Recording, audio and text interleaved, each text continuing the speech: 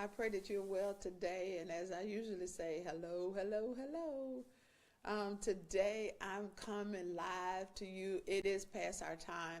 However, we have new equipment and trying to make some things happen, and so we're just trying to work out the kinks. But I am back, in regardless that we are late. I'm on, and I am back, and I'm so glad to see that there are some of you who were waiting for me to come on. Well, I'm here. I'm a little late, but I'm here.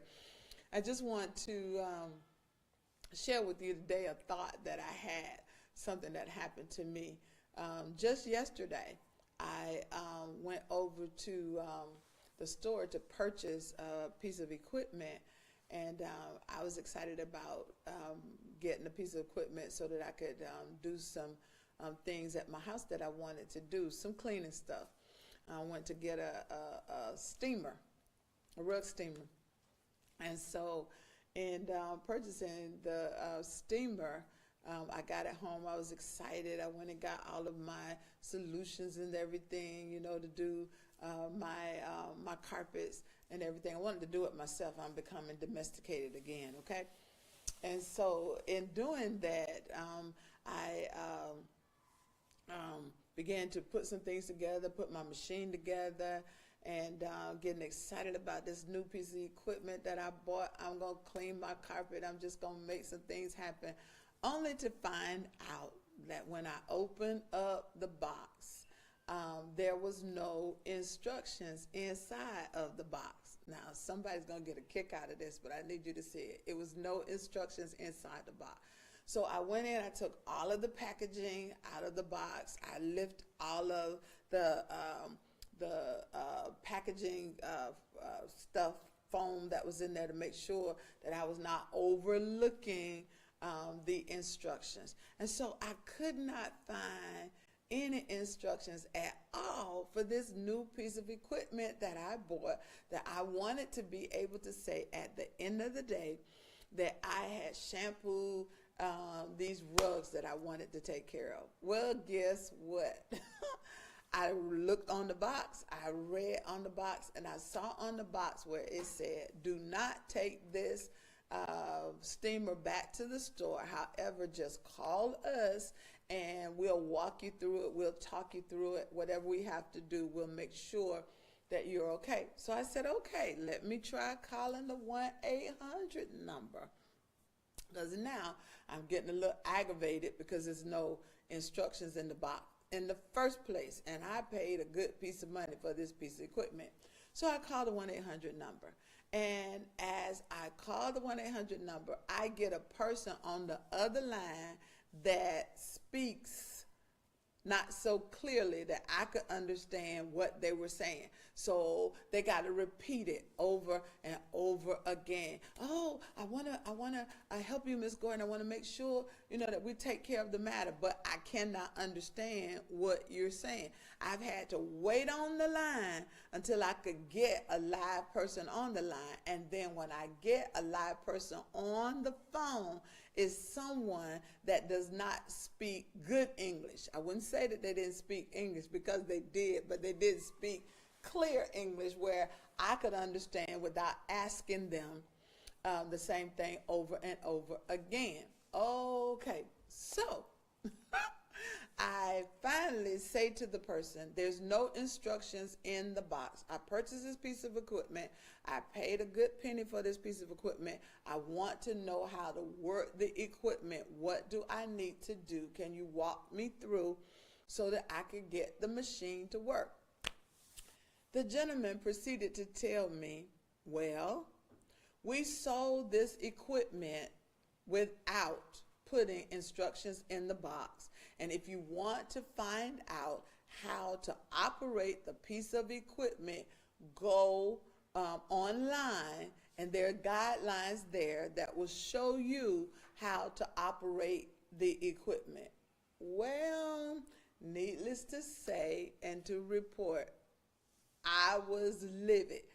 One, I bought a piece of equipment that now you tell me you intentionally knew you didn't put the instructions in the box, And in order for me to work this piece of equipment or even put it together properly, I now have to go online through a computer to find out how to operate a piece of equipment that I purchased, okay? I now got to go online to figure out how to work it out. I said, never mind, I tell you what, I'll just take it back to the store. So I drive over to the store and I go in. I don't take the equipment out, but I go in and I ask for the salesperson who made the sale on yesterday. Well, I find out he doesn't come to work until 1 o'clock today. Alrighty then. So I said, let me talk to someone else. I walk over to a different department. I get someone. They said, ma'am, can I help you? Of course you can help me. What's the problem? Well, the problem is, and I proceeded to tell them my story. The lady said, hold on, let me get a manager. You need to talk to a manager. No problem. So she goes and she takes me to a manager. She tells my story for me, and the manager now says, let's go back over to the department. Let me find somebody over there, and we're going to get you taken care of. I said, okay, great.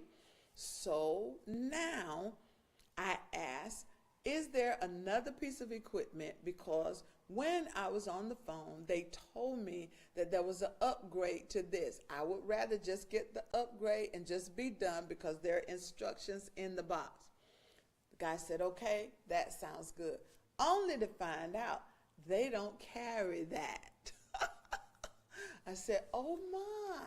So he said, I tell you what, let me go in the back because I know that we have the guidelines, the instruction sheet of how to work this piece of equipment. Let me go and look for it and I will give you our copy. I said, okay. I waited patiently for him because he was very nice. I waited patiently for him and he brought back the instructions for me. I said, okay. So I took the instructions and now I'm on telling you my story to say this to that. And that is, you can't do anything without proper instructions. There comes a time in our lives where we have to come to grips with the fact you can do a lot of things, but if you don't know how to do it properly with the proper instructions, you're going to miss the performance of the equipment that you just purchased, or you're going to miss out on all that you could have out of that equipment if you had and knew how to operate and knew the guidelines to go by. Julia just said to me, patience, patience, patience. Patience is the key. However, in order for me to have patience, I still got to know how to operate the equipment that I just purchased. That brings me to my next point. How many of you have purchased stuff and not just bought it with money, but engaged in opportunities or engaged in relationships or engaged in friendships that turned out not to be everything that you needed it to be because you didn't have the proper instructions or the proper outline or the proper reason or the proper wherewithal so that that thing that you engaged in could give you everything that it possessed? I think that it's high time that we come to the understanding that the earth is the Lord's and the fullness thereof, and they that dwell therein. There are good relationships. There are good people. There are good products. There are good equipment that we could have. But you got to understand, and Mr. James, you know exactly where I'm going. You have to go back to the manufacturer. You have to go back to the person who created and invented whatever it is that you are engaging in order for you to get what you are expecting out of it. If you do not have the guidelines or the proper instructions or know what the product can do from the manufacturer, you cannot expect the performance to be what your expectations are. And that is the way that it is in life, my friends, today. If you don't take the proper time to invest and look into what you're engaging in, it's a possibility that you could end up without proper instructions. And if you don't get it from the manufacturer or the horse's mouth, then you will come out in ways that you never intended from the beginning. And that is to say this: in all that getting, you got to get a good understanding. Once you get an understanding, you got to learn how to communicate. If you cannot communicate your expectations, if you cannot paint a picture of what you want, how you expect it to work for you, it's a waste of your time. It's a waste of your time. People today don't talk. I am forever saying to my kids, sometimes while we're talking, they're on their phones. I hate to talk to somebody that's strolling on their phone, looking at Facebook, or doing whatever it is that they're doing on their phone. When I'm talking to you, it simply tells me I do not have your undivided attention. And I tell my children all the time, it's rude to engage in conversation with your phone when someone is talking to you. And whether we believe it or not, friends of mine, here it is. We are talking less but have expectations for the greater, and yet we're not communicating anything. We're going along to get along. I believe where we are right now, you got to decide, what do you want? You got to decide, how much are you willing to give? You got to decide, what are you going to put in to get out of what you're trying to reach or what you're trying to do? How can you hear what I'm saying when you're strolling on your phone and you're engaging in conversation or eye contact? People talk to people and don't even look in their face. You're holding me a conversation and I can't see your eyes. I tell people all the time, I hate texting. The reason I hate texting is when you write words and you say words, people cannot see the expressions that are behind the words, or they cannot see what you're saying. So when you write a text, the intention that you sent was not the impact that it made on me.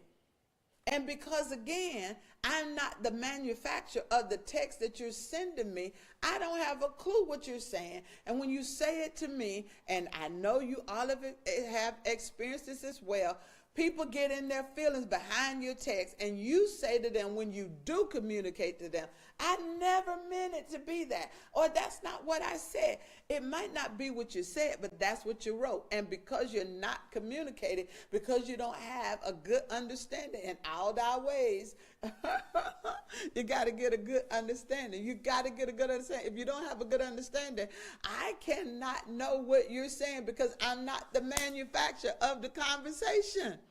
And so what happens? People get bent out of shape. People have misunderstandings. And we go on in life thinking that I thought that you knew that I was saying. I understood what you were saying, only to find out I didn't have a clue what you were talking about.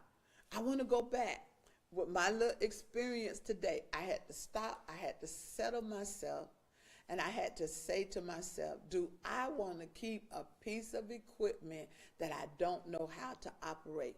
The difference is when I was given the instructions, it brought about a calm to me in my spirit, because now I can go back and at my own leisure, at my own pace, take my time and go through the instructions, follow the instruction, and have an expectation that the output of this machine is going to do what I need it to do, because as the operator, I understand the performance of the machine based on what the manufacturer has written down to tell me I can expect.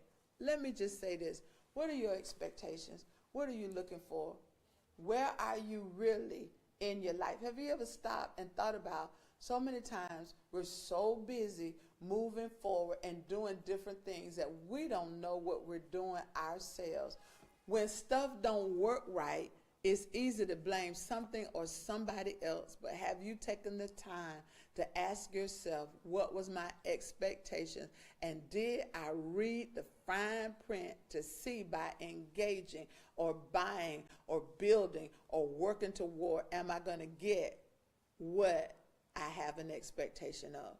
Well, the one thing that you can rest assured that the Bible declares it like this: nevertheless, the foundation of the Lord standeth sure. The one thing that we do have in this world that we know, and Jesus said it like this: take my yoke upon you and learn of me, for my yoke is easy and my burdens are light.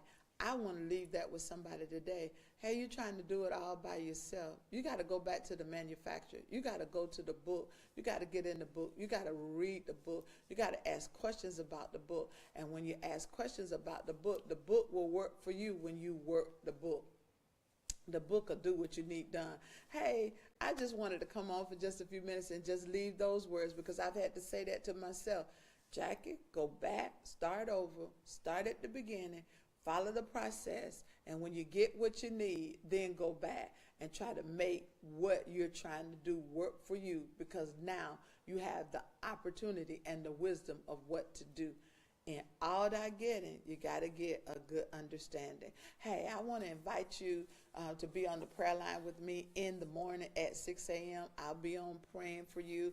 I'll be on asking for your prayer requests. And I believe when I pray that God hears what I say. And because I know that he hears me, I know that he will do what you stand in need of. I know he will. He's done it for me so many times. He's opened doors. He has just blown my mind in these last couple months of how great his love is toward us. And there's no sense in going through by yourself when you got somebody that can help you bombard heaven. So call me in the morning. I'll be on the prayer line. The number is 515-739-1030. You can call me. We're there precisely at 6 o'clock. Hey, the passcode for that is 397-590-114#. If you do that, I'll be there and I'll be praying. All I need to do is have your request. Have your request, and I will go to God on your behalf.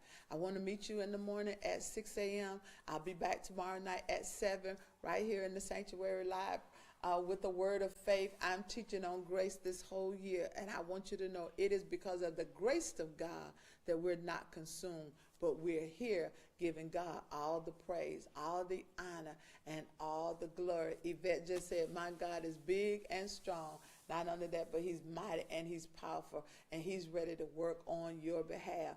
I decree and I declare that all things are working together for your good to them that love God, who are called according to his purpose. Have a wonderfully blessed day. I'll see you soon. Be blessed.